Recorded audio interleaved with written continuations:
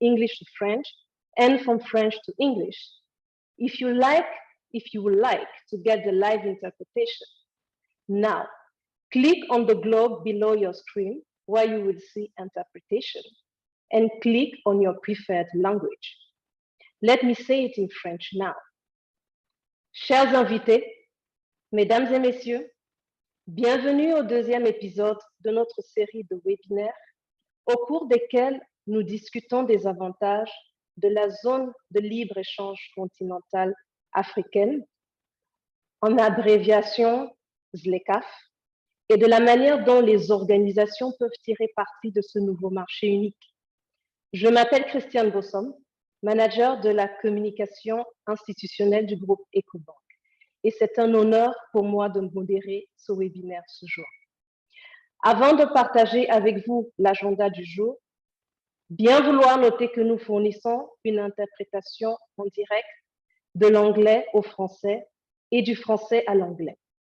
Si vous souhaitez avoir accès à l'interprétation maintenant, je vous prie de cliquer sur le globe qui se situe en dessous de votre écran où vous verrez inscrit interprétation et vous cliquez sur la langue de votre choix. Now we are going to share the agenda.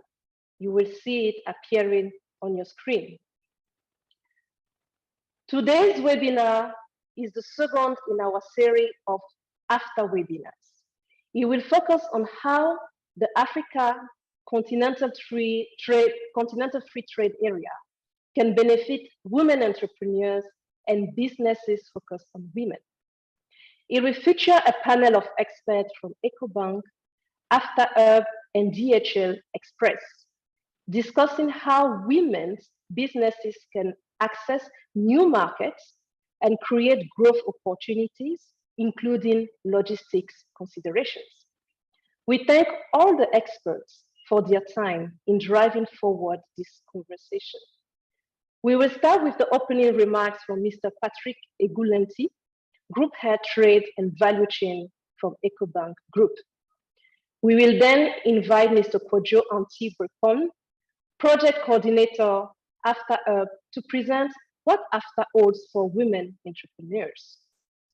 Mrs. Fatima Koulibaly, the Group Product Head Receivables from Ecobank Group, will give us more details on how the bank supports African women business through its network advantage and its collection solutions.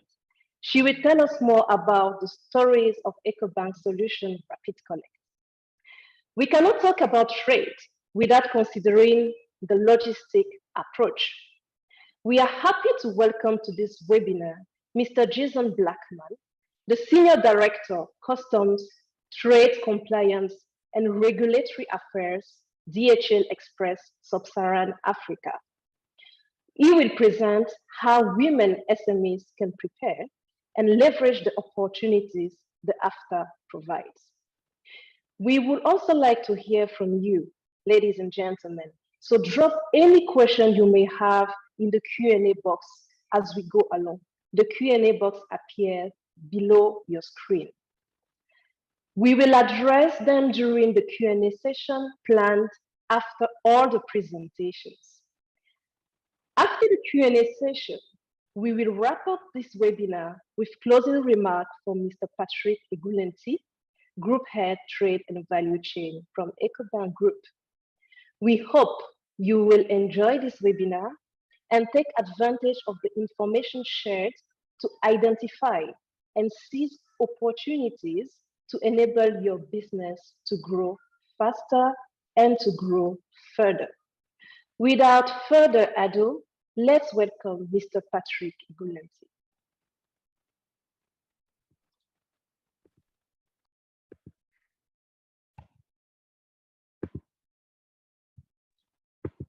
Patrick, you have the floor, please.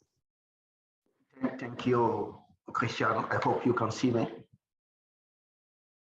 Yes, we can see you perfectly. Oh, okay, thank you. Cherished customer and partners, good morning, and thank you for making time to join us today. I am delighted to welcome you all to the second in our AfCFTA webinar series under the term creating access to new markets, making the after work for women. This webinar series from EcoBank seek to share insights on information on how your business can take advantage of Africa's new single market, the African Continental Free Trade Area, AfCFTA. From Lome to Dhaka, Abuja to Freetown, in Banjul, Nairobi, Kampala, Yaoundé, Libreville, Harare, and all across the continent, we see our mothers, aunts, and sisters engage in one form of trade or over in country and across borders. Notwithstanding women's passion for trade and their contribution to the economies of Africa, they continue to face constraints.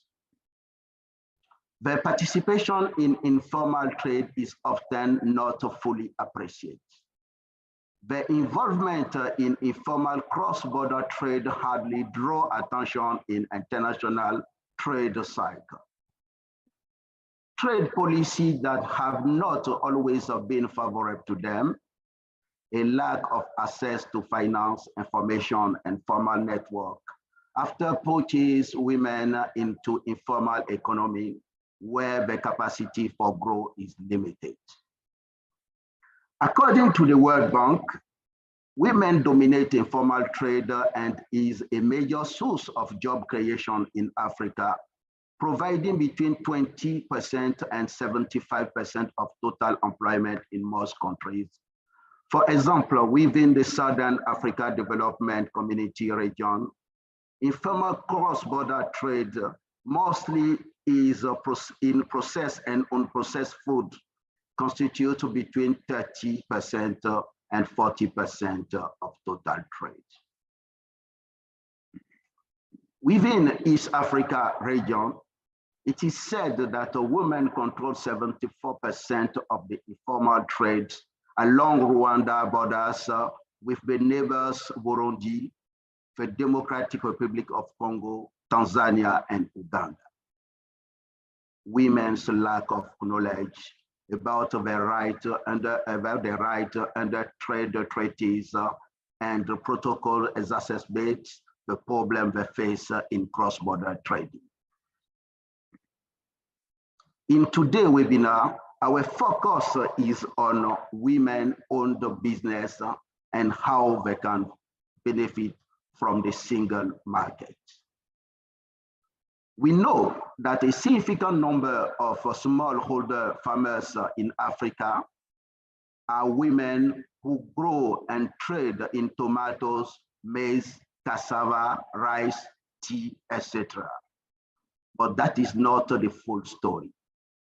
Women on the continent are not only in agriculture space, but are also involved in providing services as education, health, craft making, and other professional services which they could take beyond their countries and across borders.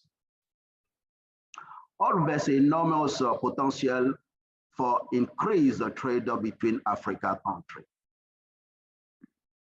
The 2020 World Bank report on women and trade states that trade has a potential to expand the women's role in economy, decrease inequality, and expand women's access to skills and education. It further points out that trade can also dramatically improve women's lives, creating new jobs, enhancing customer choice, and increasing women's bargaining power in society. At EcoBank, we are keen to impact the lives of businesses of women through the provision of financial and non-financial support. And that is why we launched our gender finance program, Elevate by EcoBank, targeted at women-owned and women-focused business. Elevate is available in our 33 markets with a dedicated women desk ready to support you. Together with our partner AfCFTA and DHL, we are going to share with you relevant information that will help guide you on seizing the opportunities on this single market to expand your businesses. Let's make this an engaging session. I now have the pleasure to invite the project coordinator, Mr. Kwadwo Antwin Brepong, to start us off by providing insight on what AfCFTA holds for women entrepreneurs. Over to you, Kwadwo. Thank you. All right, thank you so much, Patrick. Okay, so I'm going to share my presentation right away.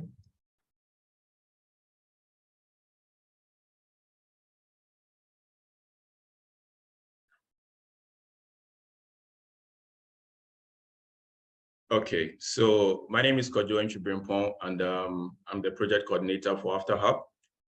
And I'll just begin by explaining briefly what AfCFTA holds for us, and especially women entrepreneurs, and also for what AfCFTA is also doing in that line. So the first image here, this is a cycle, a virtual cycle describing what AfCFTA is trying to achieve. Okay, so with the cycle, you can go through briefly. One, AfCFTA is creating a larger market. Now, once we have that done, we know people can access different markets, just more than just their countries. Okay, and then once that is done, it will drive investment and trade, and then develop our industrial sector, which will further create jobs and shared prosperity amongst African countries. So this is briefly describing what AfCFTA is going to do, the expected benefits of this ratification and implementation. Now, we know African continent is very fragmented, but we hold so much promise. It will be one of the biggest markets in the world once AfCFTA is implemented. So some facts here written down for us to go through. We have 22 African countries that have population under 10 million in the graph displayed there. We have some that are above that, above 30 million. And AfCFTA consolidates Africa into a $2.3 trillion market of 1.3 billion in total people in Africa. So that is huge. And that is what we're actually expecting and working so hard to achieve for a shared prosperity amongst African countries. Okay, so when it comes to women and youth, it's SMEs, let me start this way. SMEs are the heart of this implementation because we know bigger companies can employ just a few, in compared to the millions of small businesses all over Africa. When you compare the people they can employ and give jobs and decent incomes compared to the big, like a handful of big companies, the thousands compared to the million SMEs, we know our economic future as a continent is really determined by these SMEs. And now we know in Sub-Saharan Africa, as Patrick mentioned, women are in charge of 70% of the informal sector. All right, and that is very significant. So whatever implementation that has to do with trade cannot be done leaving women out. So AfCFTA has actually couched out a special protocol for women and youth. So that is what I'll touch on briefly and how we are going to make this work for everybody seamlessly. So AfCFTA protocols, so the women and youth protocols, once the Honorable Secretary General of AfCFTA was asked, what do AfCFTA offer women? And his answer was straightforward and simple. We offer scale, I quote him. Women entrepreneurs will now be able to expand their businesses. So we are now looking at women being able to access other markets apart from where they are. Okay, and now we noticed some very few challenges that women face, including access to finance, access to market, and logistics challenges, and also regulations. These are very key challenges that traders within the African continent face. because of the fragmentations within Africa. So there is a way we are trying to do with this, and we've actually implemented some part of it, some are ongoing, and I believe as I go on, it will be more clear to you or how to actually take advantage of this. Now, before I come to the implementation, I want to also highlight on the guided trade. So the guided trade initiative was actually started by the AfCFTA under this implementation to just begin with selected countries that have actually presented their tariffs and necessary documents. So we can begin working instead of waiting for all African states, countries to actually come on board. We are actually working with these selected countries, which are Rwanda, Cameroon, Egypt, Ghana, Kenya, Mauritius, and Tanzania. All right, so with these countries, what AfCFTA will do will assist these countries to test the trading documents and procedures of selected shipments, which in the due course of time, which will be made clear by the AfCFTA. Okay, so the help will be with custom clearance, tariff treatment, reduced tariff treatment. So people registered under this or people under this trade will be treated specially. There will be special care given to them under the guided trade initiative. Okay, so that is for the after what we are implementing on a very high level. Okay, now how does an ordinary trader come in? How do we take advantage of this? How do we use this system, this implementation? We know, we all understand, at least to a point, the benefits of one market in Africa, a single market in Africa. But how are we going to actually access this platform and actually take advantage of it as a woman entrepreneur? This is where AfterHub comes in. So we have an equation that we are working with here at AfterHub. We are trying to create a trusted after marketplace. Okay, so opening the market up, trade liberalization also comes with its challenges. So what we are trying to do at AfterHub is to create a trusted marketplace. And how are we trying to achieve that? By creating a trusted trader directory and a trusted transaction. So I'll explain this briefly as I go along, but to touch on this a little bit, the trusted trader directory is a platform where we can all access to see all business people all over the continent, all right? And then also contact them, reach out to them, make purchases, begin transactions, okay? So how do we achieve the trusted trader directory? So we give each individual, registered individual trader or SME, an after number. Okay, so this after number will be your identity, your special identity on this platform that people will trust. And it's going to be working as a working system with all governments within each countries that we are working with. So we are actually piloting in Ghana. We launched last week, Monday, but we have been working on the ground within many countries for quite a while now. Okay, so we are piloting in Ghana now. The plan is to roll on to other countries under the guided trade until all other African countries also come on board on the after implementation. All right, so this trusted trader directory, you get your after number, which will secure your identity on this platform. And then transactions can be well traced. So in case you want to raise a dispute about a trade, your money can be tracked and then refunded.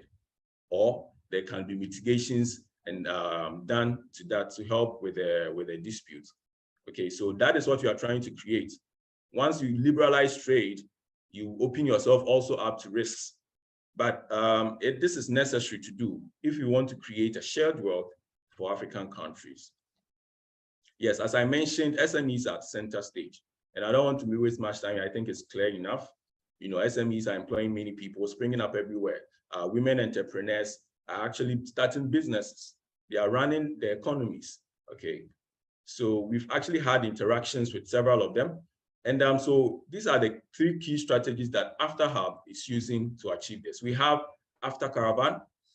What we are doing with under After Caravan is to connect multiple digital platforms, across Africa. Okay, so helping SMEs within individual countries plug into the continental values. Okay, so we have traders in Ghana and we are helping put their products in Kenya, helping put their products in Rwanda, helping put their products in South Africa, things that could have been very difficult to achieve on their own. So under the After Caravan, that is what we are trying to do. The next one is the After Hub, which we know trade compliance procedures are very cumbersome. And if you are not well informed, you just get yourself stuck in a whole lot of processes and documentations, which we want to avoid. Because once the trade is opened up with so many countries, how do I know the regulations concerning Africa? For example, if I'm a trader in Kenya and I want to trade in Ghana, how do I know if my products are even accepted? How do I even register my products in Ghana? So After Hub, working with all these countries, is ensuring to make sure these things are easily done on the After Hub platform. Okay, so you know whatever country you are going to, whatever their regulations are, whatever their requirements are, you know what to expect. And the procedure to go through is actually listed for you to seamlessly access and do your trade easily without any headache under the After Hub. And also we have Proper, which is also trying to prevent abuse.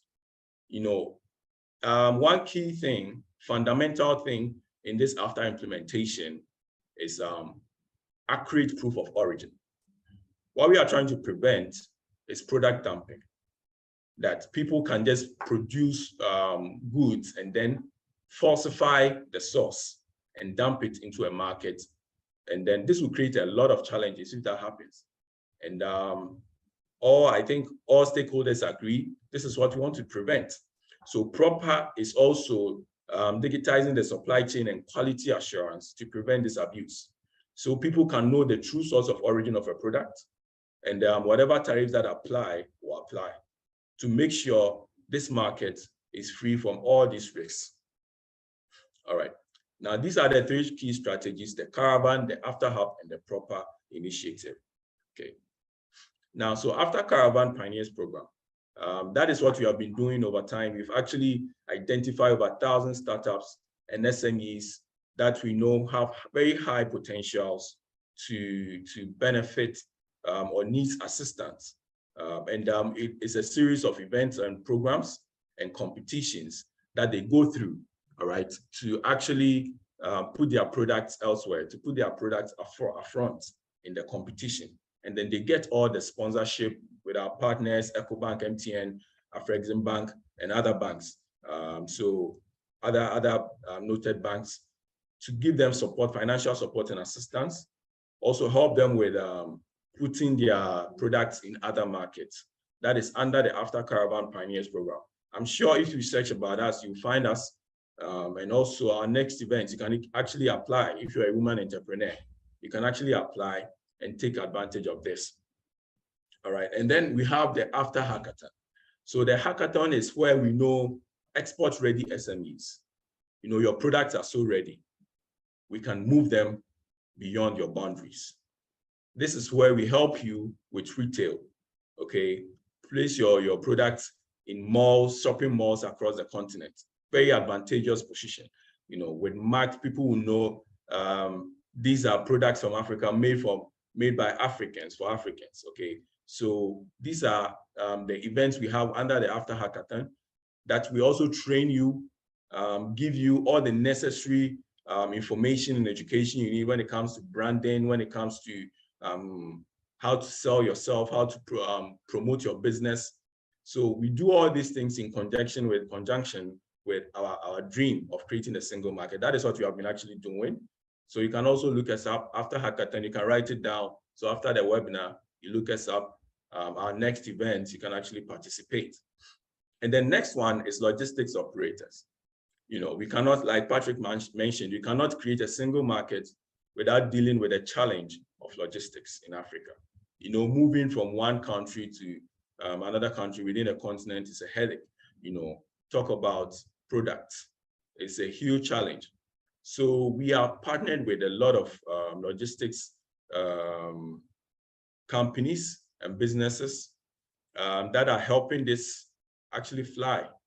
We've met some. I know we will talk to DHL very soon to form that official partnership but now we've spoken with Kenyan Airways, Rwand Air, and to when it comes to the logistics and how products are moved across the continent, okay, grounded in the rules for every country. You know, that is one key thing, making sure you are not just flaunting rules of sovereign countries as you are moving your product. These are done to make sure you are going by the laws of the land, of the individual countries. All right, and also there is a digital logistics and trade facilitation platform, which I mentioned earlier, that is the AfCFTA app, to help with this trade facilitation. Okay, so with the system, I think we are 90% ready. You can actually register yourself now. Go there, get your AfCFTA number. That will be the beginning. More traders are coming there. You can look for products, producers of certain specific products that you want to trade with and start engaging. So that is one key thing we are doing. So these are some of the retailers we actually spoke to, engaging them, putting products of other of SMEs from other countries into their shopping malls and giving them that presence in other countries that they will probably find difficult to navigate on their own. So that is the retail side. This is where we've also some of the images showing the logistics operators that we are engaging. As I mentioned, DHL, a partner to this webinar, is next on the line to form an official partnership to get this thing running. Okay, so the platform, now I've mentioned the platform. What is this platform that Kojo is talking about? So the platform, we call it the AfCFTA app. So you can go there, www.afcfta.app. All right, so where you get your AfCFTA number, you can manage your business, you can manage your own profile. That is where all other traders within Africa are also gathering. So we are pioneering many countries, like I mentioned, the countries listed under the guided trade. And this is where we are creating the AfCFTA marketplace, certified transactions, and helping you with the logistics and also with the e-regulation. How do I know, for example, I'm shipping food, edibles from, let's say, Benin to Ghana. How do I know if the products, the food, edibles are accepted by the Food and Drugs Authority of Ghana?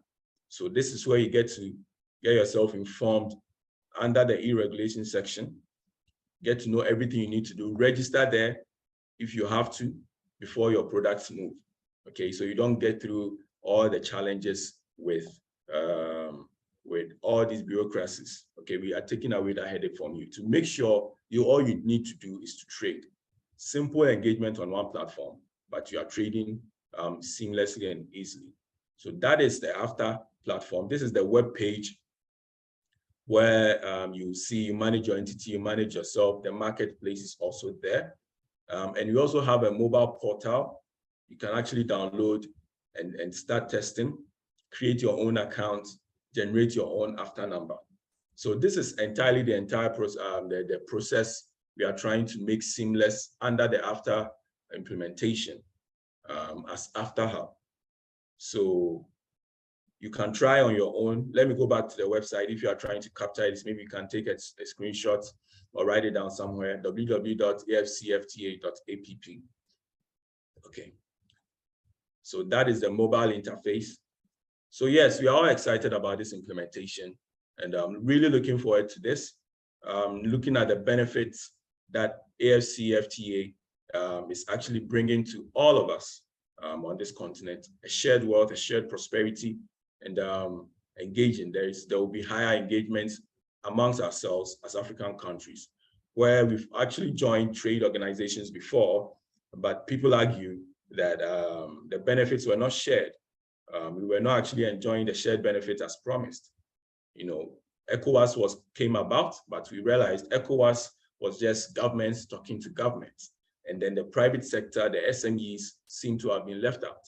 Okay, the private sector seems to be working on their own space, and governments were implementing even brilliant ideas, but also within a very limited space. But this is where we are bringing it all together, so we can all work together on a common goal. So the excitement is definitely brewing. And then, Yes, so this will bring me to the end of my presentation. Thank you for your time and thank you for listening. I'll really love to get your questions in the Q&A session, but now I'll hand over to Christiane to take over. Thank you, Kojo. I can see that the guests are also excited as I am with what the AfCFTA Hub can offer to SMEs. Right. We also thank you for sharing to our audience the key AfCFTA protocol for women and youth to address the challenges they face. Before I hand over the floor to Fatima, I just want to remind our guests, maybe who join us later, that the live interpretation is available. Donc, pour nos invités qui nous ont rejoints un petit peu plus tard, l'interprétation en simultané est disponible. Vous avez juste à regarder en dessous de votre écran et vous cliquez sur le globe interprétation. So now, let me now hand over the floor to Fatima Koulibaly, who is going to share with you how African women business can leverage the trade opportunity in Africa with the EcoBank solution Rapid Collect.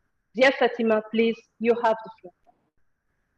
Thank you so much, Christian. Good morning, everyone. It's a real pleasure and an honor to be with you on this important webinar. We talked a lot about trade this morning and at this amazing presentation done by Kwadu. And he referred to AfCFTA role to help those strong women export the good. Is that product going to be accepted? Now, when our strong women are now selling their goods and service across Africa, the product is already there, and they are now trying to make revenue. There is always that leg of collection of the revenue that is there. And one of the most important objectives of a company is to achieve profit, is to make cash, as simply as this. I will even say the most important step is to get revenue against the sale they are doing in other market or within their own market, which today we call receivable. And why? Because it is directly impacting your profitability, your business, your working capital, your capability to extend your business in even other country or to face your costs. So I want to touch that leg and allow me to present my screen so we can all go through it together this morning.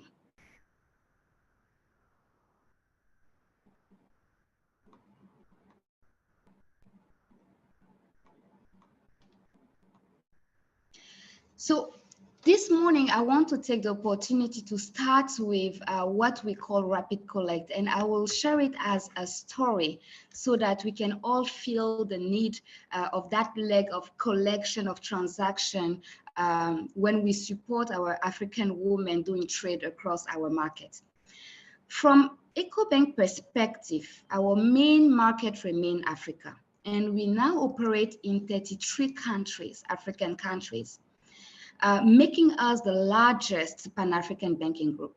And since its founding, we as bank has that key mission of helping our customer to actually drive intra-African transaction, which means that we have a customer in Mali, in Togo, in Benin, they're operating in like 10 countries, how to facilitate those intra-African transactions, then support their trade, support their businesses.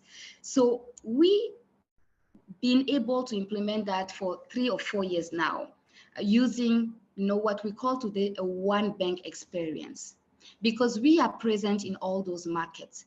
So how today with your one account in Mali or in Togo or in Cote d'Ivoire, you can trade in other markets without having to open different accounts, without having to open different company to facilitate your structure, your working capital, your logistic, etc. So to go through that, I want to take some real good use cases we have within the bank. And one of them is the story of Vera & Co. Vera is an entrepreneur and owning a well-known local beverage brand, loved and respected by Ivorian Oswald. Mainly, those really good hibiscus juice, ginger. She started very low. She was doing it locally on her garage, and then she was doing it so well that more and more distributors, supermarkets were asking her to now get some of the goods so that they can distribute. So mainly when Vera was now strong in Cote d'Ivoire, we can see a product in one of the main biggest markets in Cote d'Ivoire, in a lot of shops. She now had like that strength to sell now in other markets. And she did not even have to, because Mali, Senegal, Cote d'Ivoire, a lot of distributors or partners were asking her, can you get me some of your drinks? Because people are asking for it in our market, but it's difficult for me to get it from Cote d'Ivoire. She now starting to extend a business through those countries. And now she had like Cote d'Ivoire partner distributors buying her goods and paying her locally, but as well EcoBank and non-EcoBank distributors or customer or partner in Mali, in Senegal, in Benin, in Niger, as well importing those local beverages she was making. A brand had taken another side. She was now a regional company and no more an Ivorian company. So Vera and Co came to us, so Vera, and tell us, you, EcoBank, are able to collect easily for me in Cote d'Ivoire, but I'm so struggling to collect from Senegal. I'm so struggling to collect to Mali.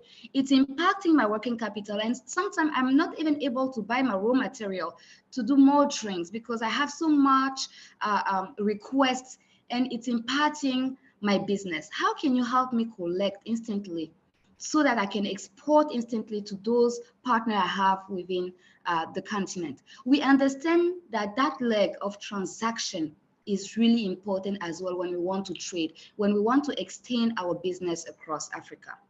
We have another interesting example, which is Wax & Co. And I like that example as well, in addition to Vera & Co, because it's other country. And Wax & Co is a textile company owned by Natalie, and she manufactures and sells textile products. You know, those really amazing and great wax we are wearing during wedding, etc. She was based in Tanzania and started a business there, and really starting to grow little by little.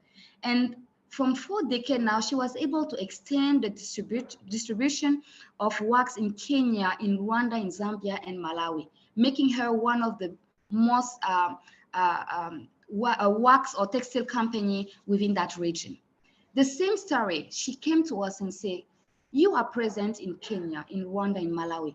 I'm getting so much problem to collect my revenue, to extend it to other country, because it's impacting, you know, the revenue I'm making. So to pay my staff, to pay the cost I need to face, etc. And when she came to us, we said, look, we have a product today, because as a bank, it's our role. We have that key role to support your trade as a strong woman implementing. And how that work? We remain that Natalie is sitting in Tanzania with that Wax & Co company. She started there, and it was easy for her to collect from other women in the market, etc. But now she's selling to Aminata sitting in Zambia. And Aminata is out of stock. She now needs to get $50,000 of wax because she has like a lot of demand. The request is too much.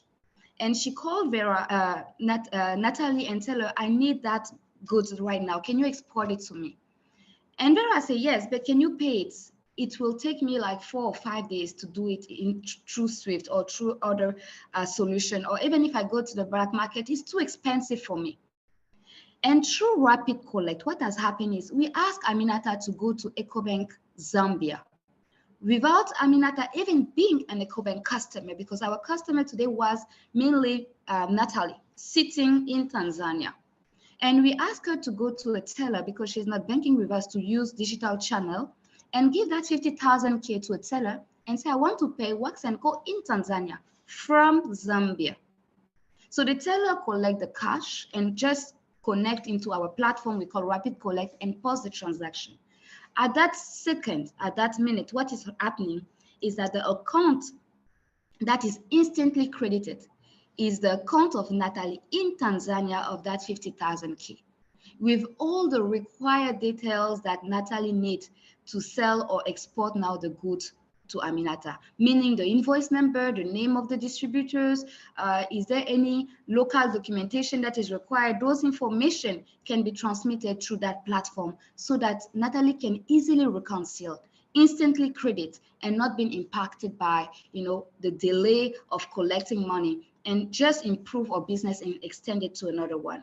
So we understand that this product is really helping on the logistic. It's helping extend our partner, those strong women trying to expand and not just create locally, but creating entire empire. We have the story of Nana Benz, that works a woman in Togo. She was able to expand, and we are trying to facilitate by creating such products. Now, I want to emphasize on some of the benefits because it's really important. The first one is no need to open multiple accounts. If I take the example of Vera and Co sitting in Cote d'Ivoire, the usual method was for her to go to Mali, open an enterprise there, a company there, open an account with a bank there, and then now starting to collect and then repatriate is impacting a business. With one account, the only account she has with EcoBank Cote d'Ivoire, she is now able to collect through a client that are EcoBank or non-EcoBank customer and across our network based on our local regulation, of course. So we see that this will really help on the management, on the logistic, and all the required duty that is requirement.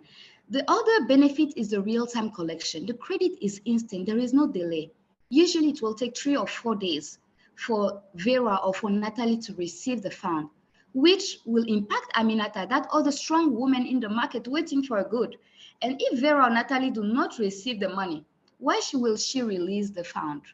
Or why will she send another goods to Aminata? So it will impact, or how we can facilitate, those transactions will impact the trade as well. We have as well the part of the reconciliation. Sometimes there is a transfer or deposit that is made and we don't know who made that deposit. And through that platform, it's possible. You can add as many as narration you want because there is a platform that helps get all these details.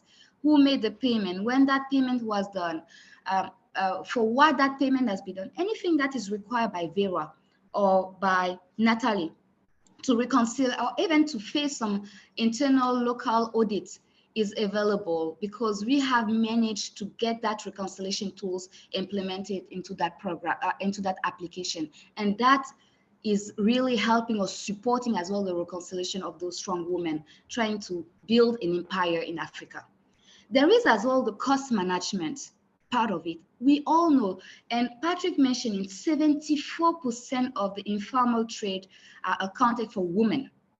Imagine the number of those women not knowing that they can use that product, going to the black market, and the cost of transfer or transaction impacting their business. If we are able to manage that cost, imagine how well they will extend more the business, extend to other markets, reduce that cost to innovate, reduce that cost to extend a bit more the business. So that is a real important benefit as well. We have as well that possibility to integrate to the system. We have that customer in Ghana. She owns a very well-known school, and she has even been able to build her own internal, system so that she can reconcile students and everything. And we have been able to connect that product to even that system so that when the payment is done, we know that student has already made a payment. There is no even reconciliation. And that as well, from sitting in Ghana, she can collect from student, from Zambia, from Tanzania, from Rwanda, based on, again, the local regulation. Now we have as well the provision of multiple payment channel. We take the example of branch, but if there is customer already banking with EcoBank, we have internet banking instead of coming to the branch. We have mobile app. We are trying to use phone to facilitate those transactions as well. The main item is how can we facilitate the transaction related to those trade so that we can extend the business a bit more. The last one, but not the least, is really that reporting platform I was referring to, which is really important to know who made the payment so you can release the good easily, to know when the payment was done, to know all this information that will help facilitate the management of your trade or your business and to make it as efficient as possible. I think the last item I want to talk about is compliance, because I know a lot of you will talk about maybe how possible is with the compliance, the regulation. I just want to mention that that product has been implemented from 2017-18 in UEMOA. So we have been able to manage all the local country AML regulation is important to mention, and as well the FX regulation. So it's based on those two rules that we have been able to manage and put that product in place. And as you can see, it's really the aim is to collect payment from 32 countries. So if Vera today, based in Tanzania, is operating in the 32 other countries, she will be able to do business. And now we are talking about empire. We are no more talking about businesses or company. She has built an empire in Africa. I want to stop there because I'm sure that there will be a lot of questions around the product, and really want to quickly conclude. And the conclusion is really on, as EcoBank today, our key role is to support women businesses to grow, to extend, to mobilize more the revenue, and all that to sustain economic growth. We are looking forward to support your business. We are looking to support strong women across Africa, and we remain available to answer any question during the Q&A session. And I will now hand over to my colleague Christian for the rest of the session. Thank you so much. Thank you very much, Fatima, and thank you for giving us practical examples of how women entrepreneurs and business leaders can leverage the huge opportunity offered by unique single markets with EcoBank Solution Rapid Collect. When transactions are made easier, it is also very, very important to see how to leverage the logistics to facilitate trade. Now, let's welcome Mr. Jason Blackman, the Senior Director of Custom Trade Compliance and Regulatory Affairs from DHL Express, Sub-Saharan Africa. He will present the logistic opportunities in trading in Africa and concrete solutions to help women SMEs to prepare and also to take advantage of the AfCFTA. Jason, please, you have the floor. Thank you very much. And thank you to the audience for giving me an opportunity to share some of our thoughts on this very interesting topic and webinar. Let me just share my screen quickly. If you can give me half a minute, I'm just going to bring it up.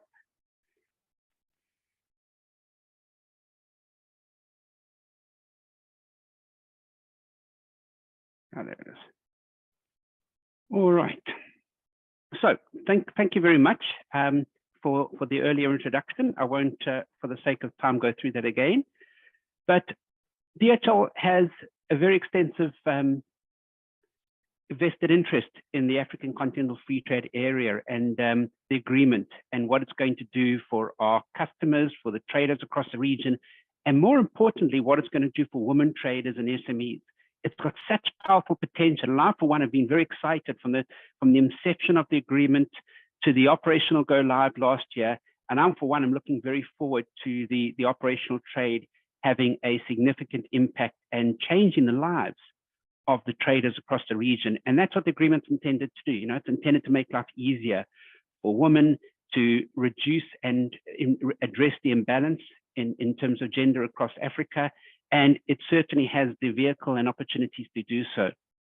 And there's a great opportunity within Africa for e-commerce as well, and in empowering our SMEs. And hopefully today you'll get a bit of a taste of what DHL is doing across the region and how we believe the AfCFTA agreement is going to help empower our women who are valuable contributors to our trade environments. And again, thank you for the opportunity. I'm just trying to find out why this, there we go.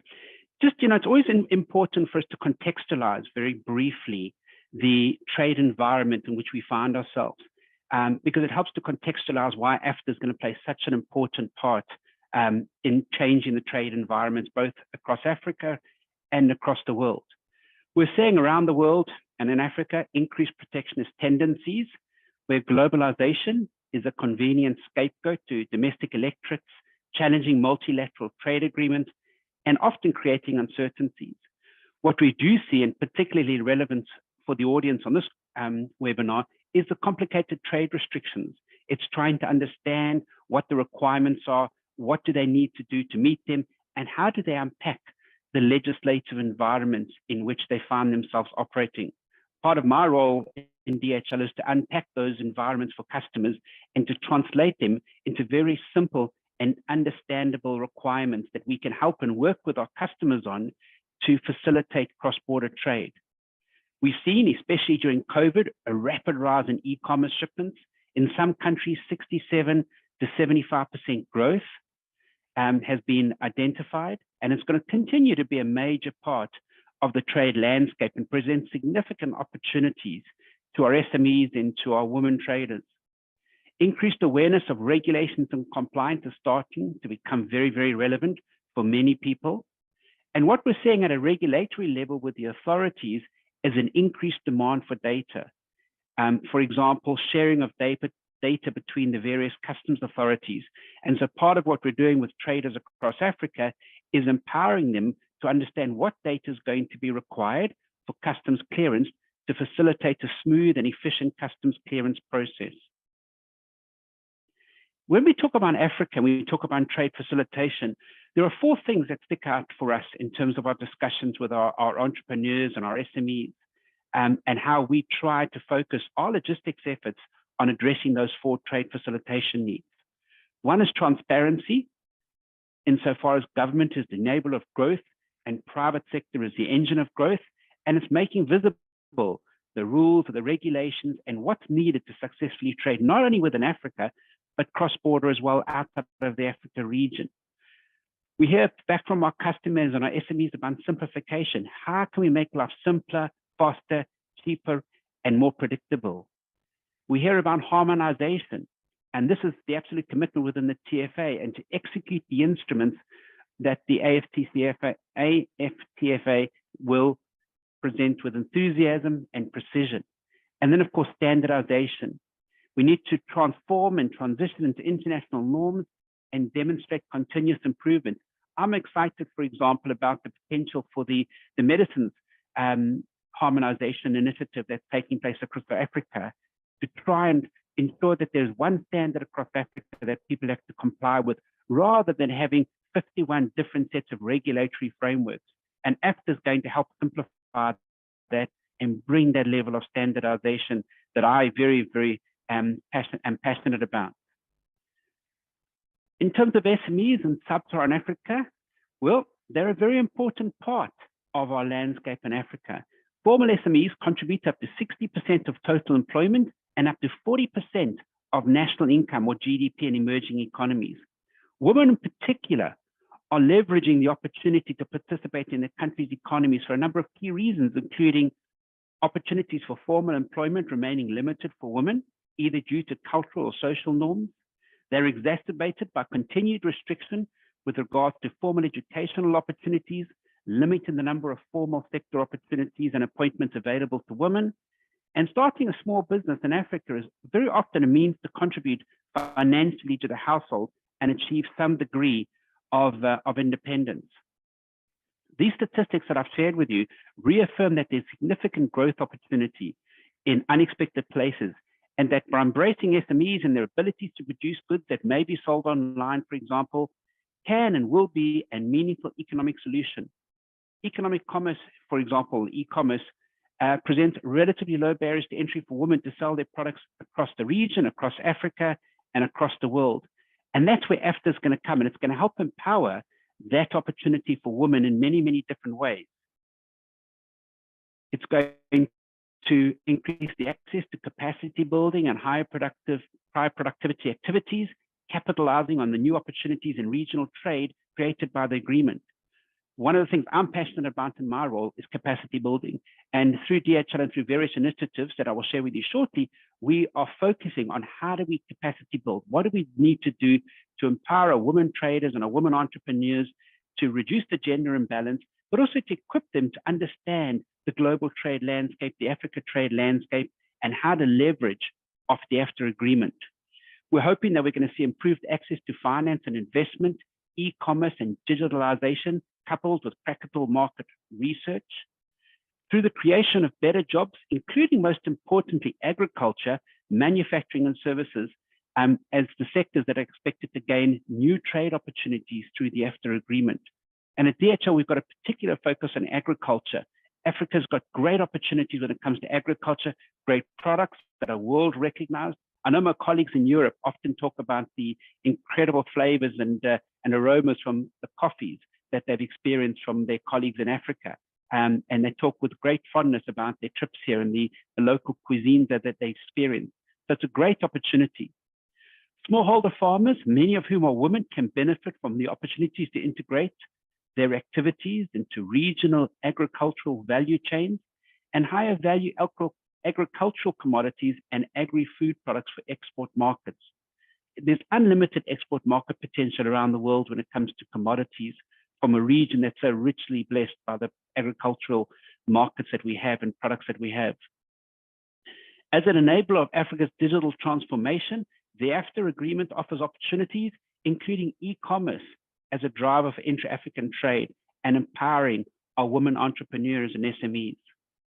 Moving up the value chain, leveraging networks of women's associations, upgrading the businesses, tapping into new markets and investment opportunities. In stimulating demand for intra-African food imports and in providing women producers and entrepreneurs with extended access to regional food markets, the AfCFTA agreement can support a predominantly women-led sector. And what we're seeing is cassava, fish, maize, poultry, livestock, and rice as being identified as promising value chains. So what are some of the emerging trends that we're seeing in Africa? Well, there is definitely a growing trend in interest in handmade authentic products. There's a growing African diaspora that continues to demand specific goods from Africa, thereby creating a whole opportunity for trade and cross-border trade with the business community and SMEs across Africa. E-commerce awareness and participation, as I mentioned earlier, has accelerated across the sub-Saharan African region. And during COVID, our SMEs have proved the opportunities that are available within the Africa region. So in terms of the top 10 e-commerce markets, when people say to us, where should I be looking to? Well, we always encourage our traders to look at the intra-Africa markets as well, because they've been predominantly, I think, in some ways neglected, and people have looked beyond our borders. But those who are interested, these are some of the top 10 or the top 10 e-commerce markets currently that we're seeing traders exporting to. You've got the UK, the USA, you've got China are the three primary ones. Then you've got Germany, India, Australia, France, and of course, Canada. Some of the markets that we're seeing a lot of expansion into, and particularly the demand for those products from Africa.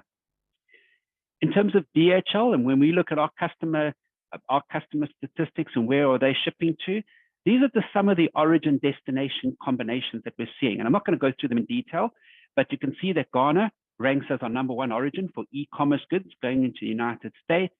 We've got Kenya, South Africa, Mauritius, and the products vary from clothing to shea butter to dried fish.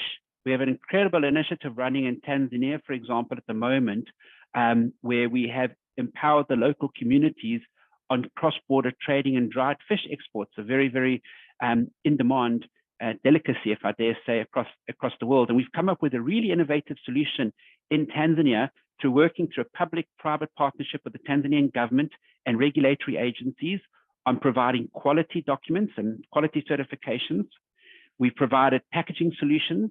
We've even invested in vacuum packers to protect the product when it travels around the world so that it doesn't spoil whilst in transit. And it's been an incredibly successful venture between the SMEs and the private sector, the public sector with the government providing their role in terms of certifications. And it's all around been an incredibly good example of how logistics companies together with government and SMEs can expand the borders of what would traditionally have been a domestic business venture. Some of the popular exports from Africa, I've mentioned them in one of my previous slides, but I just thought I'd share with you when we do the statistical analysis, these are some of the other exports that we're seeing a lot of movement on. Coffee, my personal favorite, and one of the things that, as I said earlier, my colleagues tend to remember with fondness. So coffee, fish, horticulture, nuts, seaweed, particularly becoming more and more relevant. Moringa, shea butter is a big one, tobacco, honey, cotton, just some of the popular exports, and all of them agricultural. And that is where we see a lot of empowerment coming from for women entrepreneurs within the agricultural sector, and the demand that the sector will provide and is catered for and supplemented by the AfCFTA agreement. In terms of DHL, what are we doing in terms of logistics to help empower our women traders and leveraging of the AfCFTA agreement? Well, I've mentioned already one of the important contributions that we make is in capacity building. And we've got a number of programs running through partnerships with the GRZ and the International Trade Center and other foundations like the Sherry Blair Foundation for Women, a number of successful ventures that are running in terms of empowering our women traders. And I'd like to just spend a few minutes sharing on some of these initiatives, which I think have led to empowerment and great opportunities for these traders. So let me start off with the She Trade initiative. It was established by the International Trade Center in a partnership with DHL, and the RTC is rolling out She Trade together with DHL across Africa to address the barriers that women face in terms of accessing economic activities and opportunities. So how do we reduce those barriers, whether they be tariff or non-tariff barriers to trade? And what She Trade does is it works to connect millions of women entrepreneurs to markets whilst promoting their full participation in international trade. And it's a very proud contributor to the United Nations Sustainable Development Goals, or SDGs. They work to empower women overcoming the barriers that they face with growing their business. And with them, we identified areas that have needed to be addressed and put in place the initiatives that are required to do so. And based within the Division of Sustainable and Inclusive Trade of the International Trade Center, it's operating in 30 countries across not only Africa, but Asia, South American, the Caribbean, and Europe. And we're very excited about the results that we're seeing and the opportunities that the future presents with She Trade. The Sherry Blair Foundation, some of you may not have seen it before or heard of it, but the Sherry Blair Foundation leads the change for women to be economically equal to men for over 10 years now. Their mission is to empower women to start, grow, and sustain successful businesses so they can redefine the future for themselves and their societies. And these are projects that are delivered to women entrepreneurs all over the world with training and capacity building, technology, mentoring, and networking is the heart of the project work that goes in the Sherry Blair Foundation, opening doors to finance, markets, contacts, and empowering women to create better futures for themselves and their families. And then one final initiative that is on the slide at the moment is Her Venture. And Her Venture is a fun, flexible, and free award-winning mobile learning app that helps our women entrepreneurs, or anybody for that matter, to access the knowledge, skills, and confidence to transform their businesses. The app offers, for example, bite-sized learning opportunities about launching a business, managing finances, accessing markets, and e-commerce in an easy and engaging format. One of the other projects that I've been personally involved in is the PECI, the Pan-African E-Commerce Initiative. Started 2 to 3 years ago in Rwanda as a very small project focused at SMEs in Rwanda. And from there, it springboarded into Ghana, Kenya, Ivory Coast, and other countries around Africa, promoting and giving small businesses the opportunities to start an online business. It gives them the skills and the abilities to do so, and how to partner with a logistics company like DHL, for example, in terms of crossing the borders and how to efficiently operate a cross-border business. Because logistics is a significant part of the loyalty builders for SMEs, and helping them to partner with them in doing so helps to make their lives a little easier. In terms of the logistics support that we offer our customers, well, I mentioned already that capacity building for me remains the most important element of what we do in Africa in empowering our women traders. We have 4,500 certified international specialists across Africa willing to freely trade their knowledge and information with our customers and with our entrepreneurs to help capacity build and empower them to be able to trade cross-border, understand the regulations, understand how to package their shipments, and understand how to prepare the very simple basics of paperwork, for example.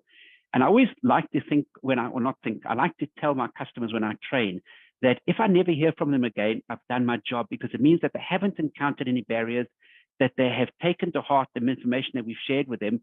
And those are the customers we never hear from, because they are so well prepared for cross-border trade that they never get back to me with a complaint saying we've had a problem or we've had an issue. Other things that DHL is doing to empower our women entrepreneurs in terms of logistics includes what they call the Walk, Click, and Call initiative for retail, which provides numerous and convenient ways that you can transact with DHL for convenience.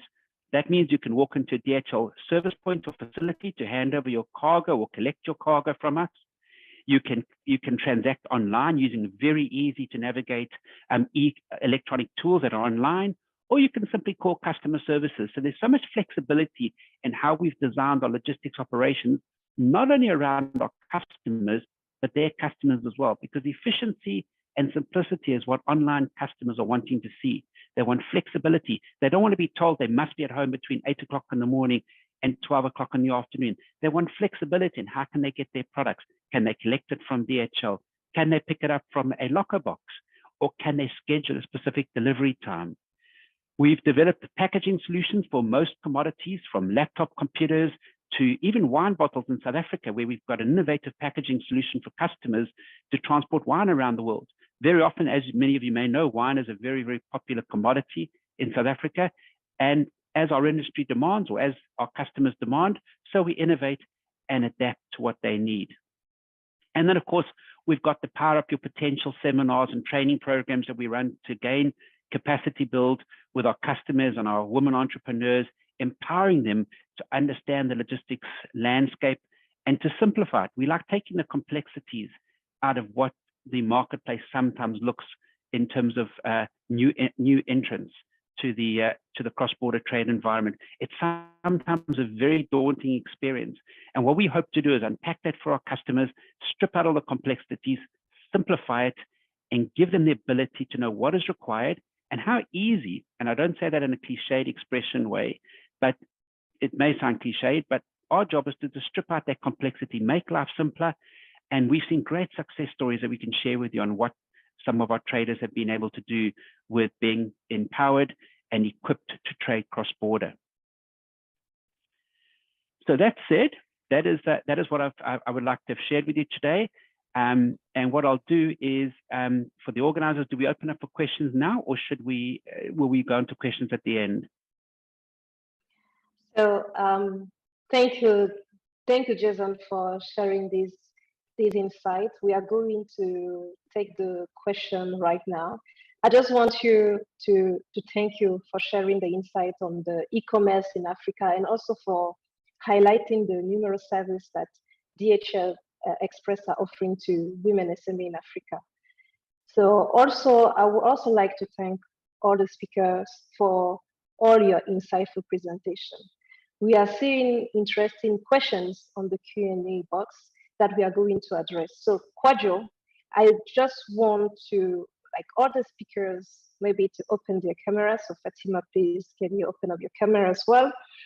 Kwadwo, we have seen a lot of interest about the AfCFTA hub, and it is considered as a truly game changer.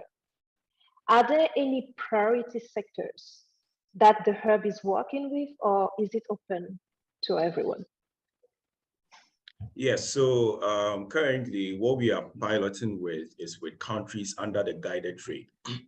So these countries are the countries that have submitted their tariffs, they have gone through all the documentations, they've made concessional agreements, and trade facilitations are working. But when it comes to products, there is no priority products, but we are piloting with these countries. So you can just start any of the countries if you belong to any of the countries I mentioned earlier. That is, let me call them out again for those who just joined. So if you are in Kenya, Cameroon, Egypt, Ghana, Mauritius, Rwanda, Tanzania, and Tunisia. So these are the countries that we are piloting this guided trade with. And the guided trade is launching on the 26th of this month. Yes, so there is no priority product. We are actually looking for open trade. And it's just these countries that we are piloting with. Thank you. I hope that clears. Thank you. Yes, thank you. And there are also other questions regarding the After Hub. Do you have a kind of pre-screening process for suppliers to ensure that they have the capacity to supply? All right. So one, we are working with intergovernmental agencies. For example, let me cite a practical example. In Ghana, where I am, we are working with ministries. For example, if a registered company goes on the AfCFTA platform, you, a trader, for example, from Kenya, wants to know if this guy is legitimate. First of all, partnership with intergovernmental agencies will let you know that this trader is registered with this registration number approved by the governmental agency, or other respects like documentation they have to go through within their own country to ensure that they meet the demands of the law in their country is done. So once you go there, when it comes to meeting supply, business is some way people can meet supply. People, when they get the order, that is where they go and get the supply for you. So when it comes to screening those who can meet the supply, I don't even think individual countries do that currently. But what we can promise you is the traders on the platform will be either approved or registered within their country. There is a section where you can actually know that this person is either pending registration within their country, either registered within their country, or not registered at all in their country. So that would give you a form of understanding at the level of trust that you want to go or play with this particular trader. So if you know the person is registered, then you know the country has done all its requirements, necessary due process to get this trader registered. So that is key.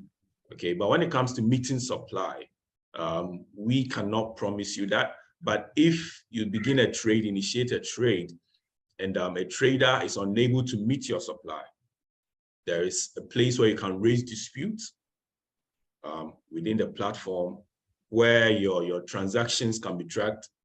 The trader can be, sanctions can be taken against the trader as according to the law, and your money refunded, possibly, if possible, refunded to you, or if parts refunded to you. So that is what we are doing. But when it comes to pre-screening and assuring trade supply, I think that will be another level. Hopefully we can do that, but currently we don't have that. But what we are giving you is that this person will be registered within their country, abiding by the rules and regulations within their country. Yeah. Perfect, thank you. And are there any costs associated to the registration to this portal? No, the registration comes with no cost at all. So you can just create an account for your business. If you just want to purchase products, you don't have any business, you just want to buy things, you can create an account for yourself. But if you want to manage an entity, create an account for your entity right away. Yes. No associated cost now. Yeah. This is an excellent news. So we can register for free. And what is the process? Because we have seen the question come in. What is the process to register into the portal? Okay, so you go to the web portal, www.afcfta.app,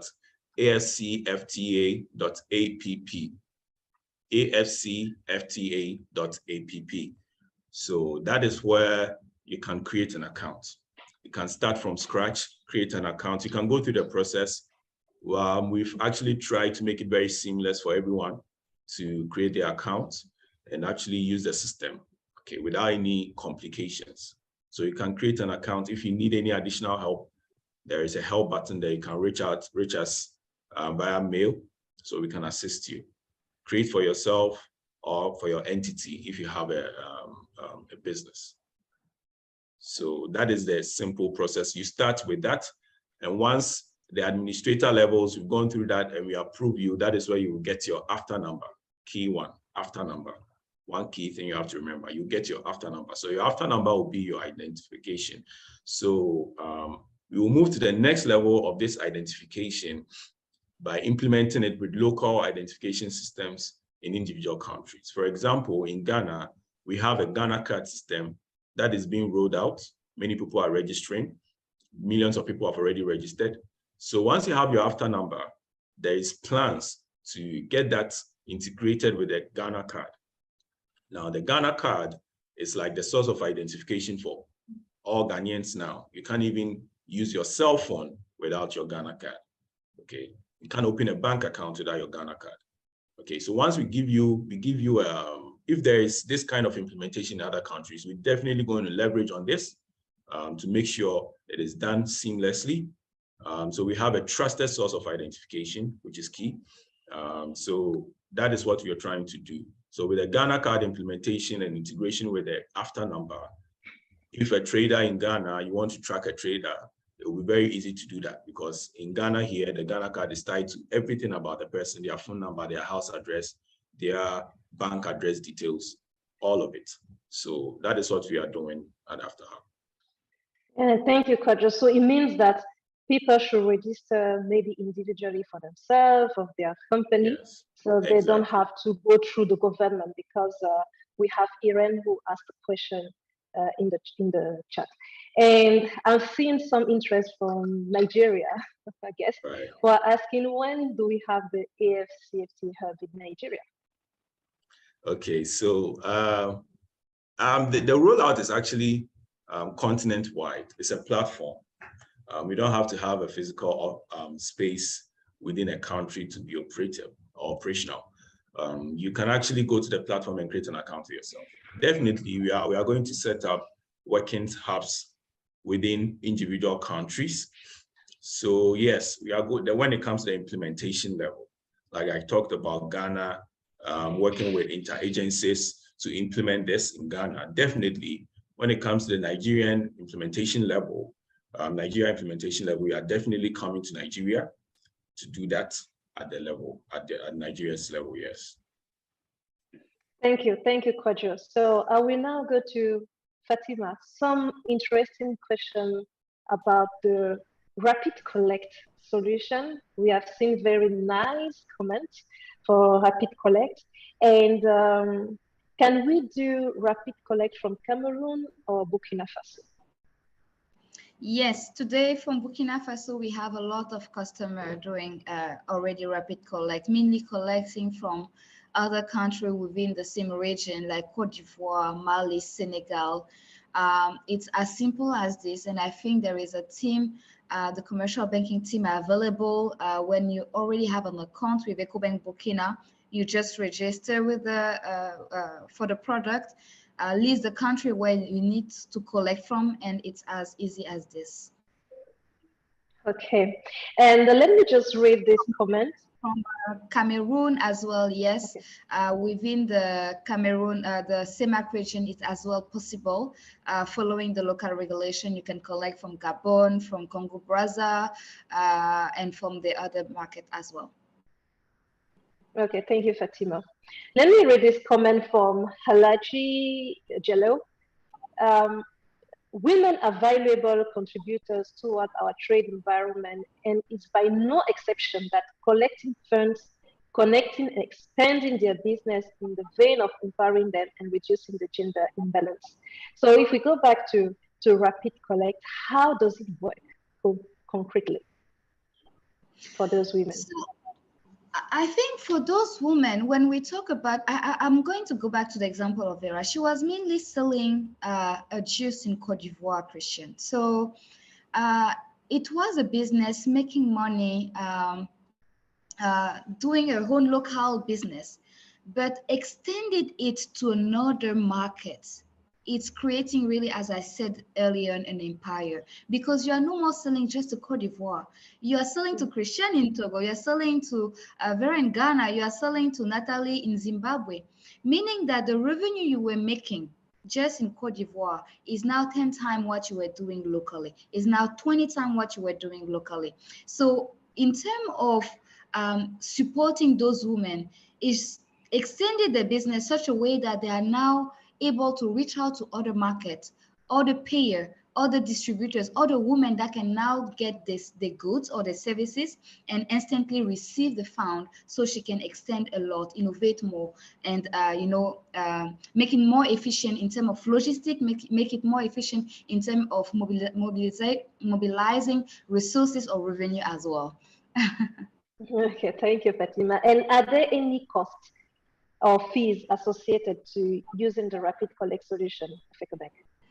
I saw a comment later on of someone saying that today I'm sitting in UEMOA. I think I saw it on the comment, and I am selling or exporting my goods in other UEMOA region. And to tell the truth, when I came to the border to do that, and that as well is a cost, coming to your local market, going to the border to sell to another market, imagine the cost related to that first. And he said on the comment that when I arrived to the border, they even asked me money in addition to the transfer money. So today, that product not just reduce the direct cost because it's less expensive than transfer by SWIFT. It's really to support that trade corridor. It's less than that. It's less than a $5 or $10 per the market base where you are. But as well, it reduces considerably the black market cost, which is really impacting our informal SMEs today. And mainly, they even don't know that they have access to that product or that solution, that they can get instant collection from Burkina without paying like $200 or $300. It's really, the cost management is really there to answer the question. Thank you, Fatima. And now we are coming to DHL. Jason, what are the partnership opportunities with DHL for international shipment, for example, from India to Cameroon and vice versa? This is a question from one of our guests. So in terms of international partnerships? Partnership opportunity with DHL for international shipments. Okay, so it would depend on what they mean, what they define as international partnerships, but certainly we offer a variety of solutions. If they're talking about solutions and opportunities to transport goods between those two countries, absolutely. We actually service all 220 countries around the world, including Cameroon and India, I think they referenced. So certainly we can make contact with them, or they can make contact with their local DHL office. We have a variety of options available for them to either pay in their country, and what we call a receiver paid opportunity, where instead of the shipper paying for it in India, they can pay for it in Cameroon. So there's a variety of options available, and the best solution for that would be for them to sit down with their local DHL sales representative in Cameroon. And if they pass their details on to you and you pass them on to me, I can certainly get our team to make contact with them. Okay, thank you, Jason. And we have another point, when we think about DHL, sometimes people think that DHL is expensive. So are you looking at special tariffs, or special fees for traders so that they can take really advantage of the AfCFTA? Yeah, it's a very good question. It's a question we often get asked, especially when I train. We have those questions on the SMEs because we offer a value-added service. We have a very heavily invested network where we own our infrastructure, we own our networks. So we've made considerable investments into aircraft, vehicles, facilities. So yes, it may perceive to be expensive, but there is certainly value for money. But going to the heart of the question, is there opportunities for special rate agreements? Certainly in the countries we operate in Africa, we've reached agreements with SMEs and SME organizations and industry bodies on tariff agreements that can benefit their members in terms of finding a collective way forward. And again, for those types of discussions, we certainly are willing to engage and discuss ways forward to look at how we can negotiate specific rates for the SME sector. And in some countries that do offer those type of rate structures that help to make it more affordable for SMEs to trade cross-border. And again, like the previous question, cliched as it may sound, we would encourage them to reach out to either yourself and pass those details on to me, or to reach out to the local DHL sales manager in country about what they can do for the SME sector in regards to rate agreements, etc. Well, I think it's quite clear. And you were talking about all the costs associated when you have like plane, the vehicles, but you know that competitiveness is key when we are doing trades. We have a question here saying that what is your company then doing to reduce the turnaround time in movement of goods within the Western continent. For example, it takes about 7 days for goods to get to Ghana from Nigeria. And second is like what can be done to reduce the high cost of logistics, which will make competitiveness difficult. And that is a tricky one.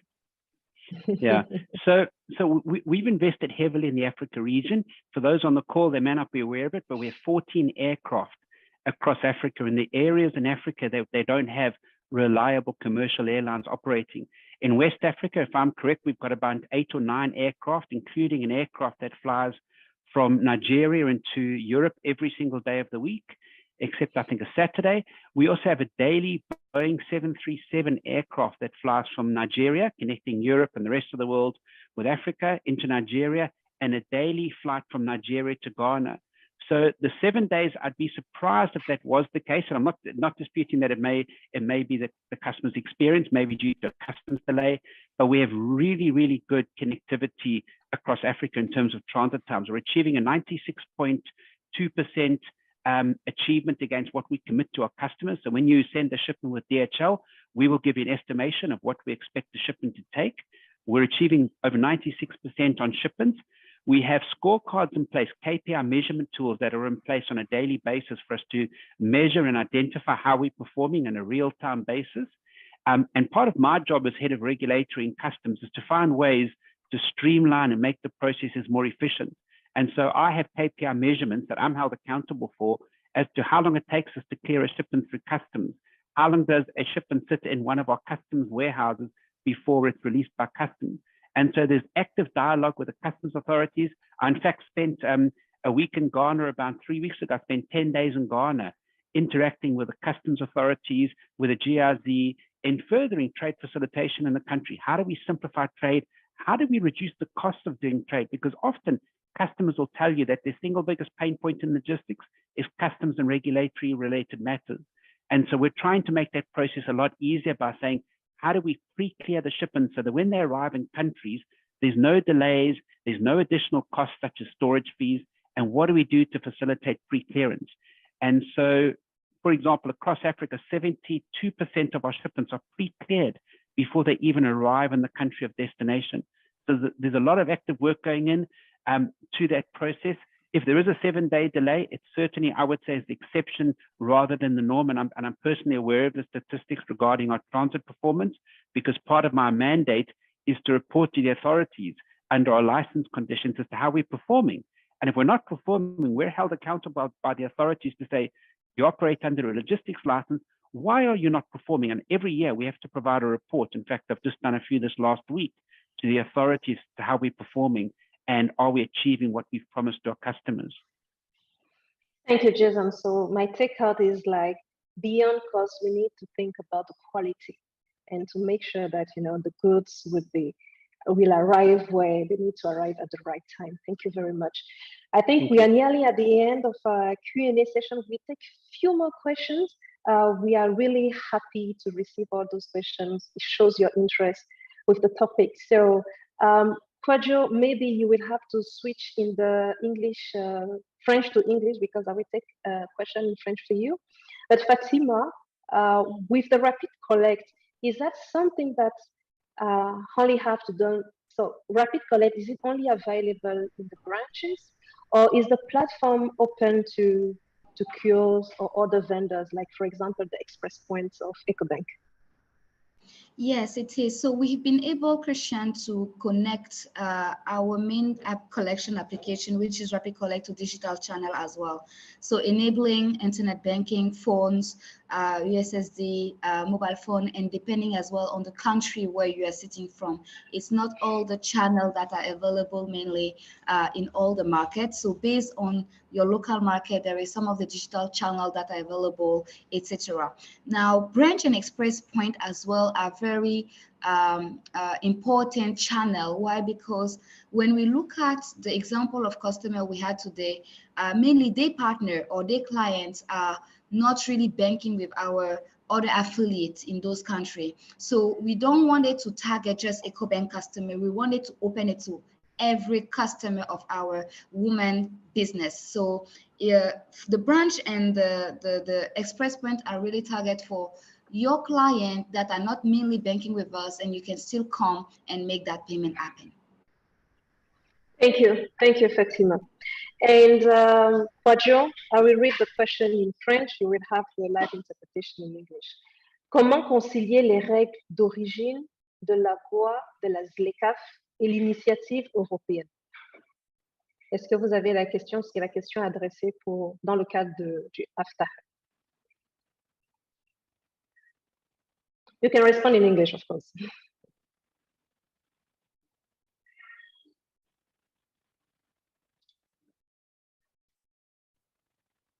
You are currently on mute. Can you hear me? We can't hear you. Now, yeah, thank you. Can you hear me, please? We can hear you loud and clear. All right, awesome. So the question was how to reconcile the UN trade regulations to rules of origin in AfCFTA.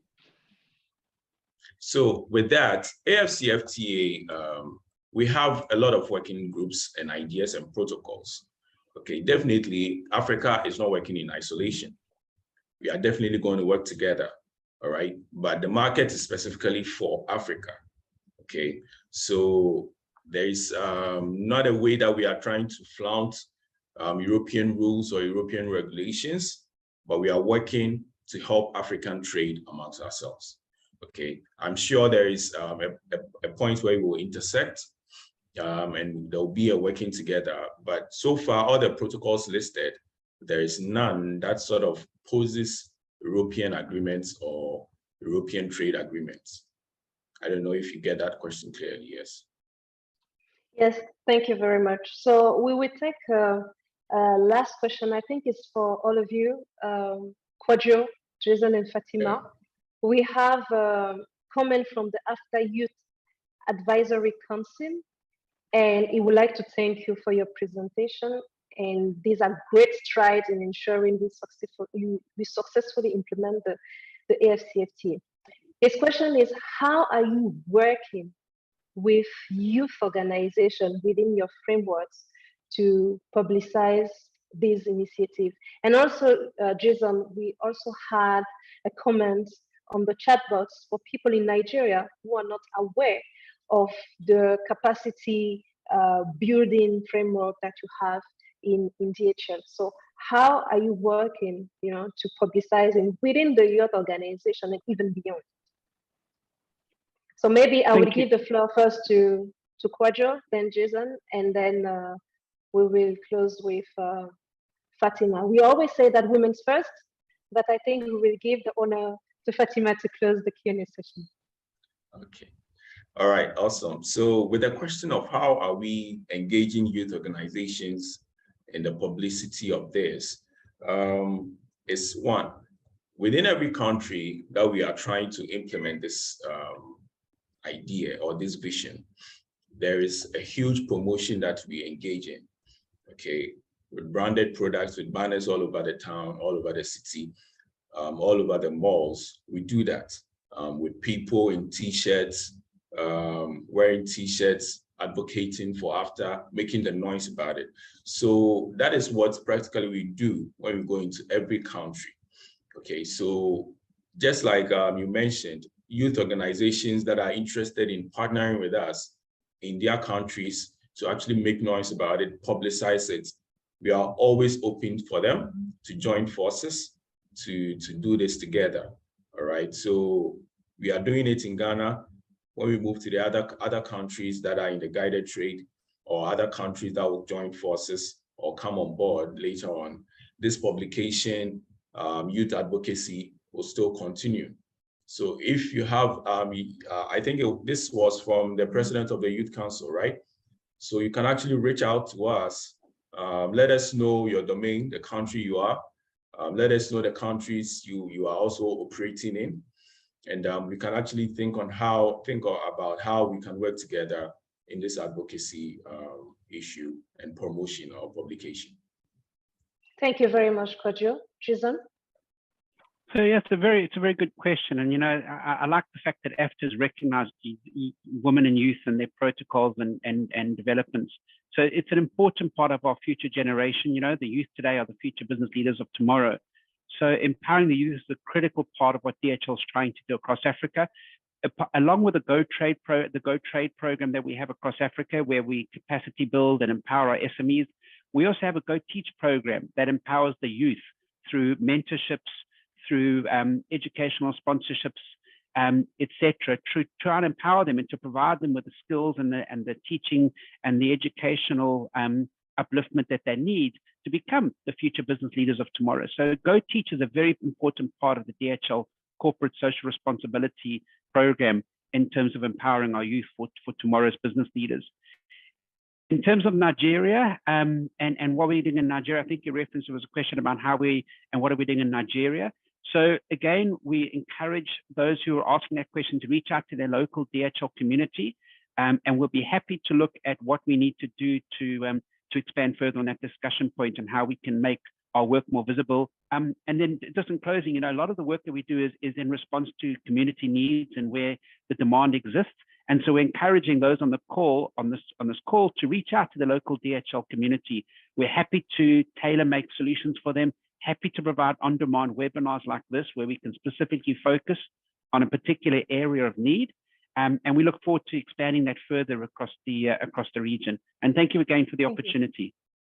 Thank you, Jason, very much. Fatima, your last word, maybe 30 seconds. Thank you, Christian. No, I just want to emphasize that EcoBank as well have a lot of program and partnership. I will just take an example of what we did in Mali, where we partner with a lot of university in terms of financial education, which is really important, and mentorship. So we get those students, train them, mentor them, show them how it works. And because they are youth, they understand how digital channel work, technology work, innovation work. So they became advocate for those kind of solution. They go to the market, sell it. We do like some kind of program concours. That really helps. So we are really into that phases of getting youth, because they will be tomorrow's women as well, creating empire, selling goods and services across Africa. So EcoBank is really into that program as well. Thank you. Thank you, Fatima. I like the creating empires. So we are now closing our Q&A sessions. We thank you for your time and all your valuable questions shared. For people who ask about what EcoBank can do in terms of products and services, we invite you to connect to ecobank.com, www.ecobank.com, to have more information. And for people who were asking about sharing the presentation, the recording will be available on the EcoBank official social media handle on Facebook and YouTube, and will also be shared to you for those who have registered and participated to this webinar. We hope that the speaker has been able to address all your questions, and now you have all the cards in hand to seize all the opportunities offered by our single market in Africa. I will now hand over the floor to Patrick Igulenti for his closing remarks. Thank you. Thank you, Christian. Again, I want to thank you all for taking your time out of your busy schedule to be with us today during this webinar. Before I let you go, I would like to thank a big thank to AfCFTA, to DHL, and to my colleague EcoBank team for the good work done for this webinar to take place today. So we look forward to partner with all of you, leveraging on the huge opportunity that shared with us by Quadio regarding AfCFTA, DHL. We have a huge opportunity leveraging on Elevate at EcoBank, giving financial and non-financial support to women in business. So, ladies and gentlemen, dear customer, thank you all for your time today, and let's keep close to all of stakeholders in order to make women business grow in Africa. Thank you. Recording stopped.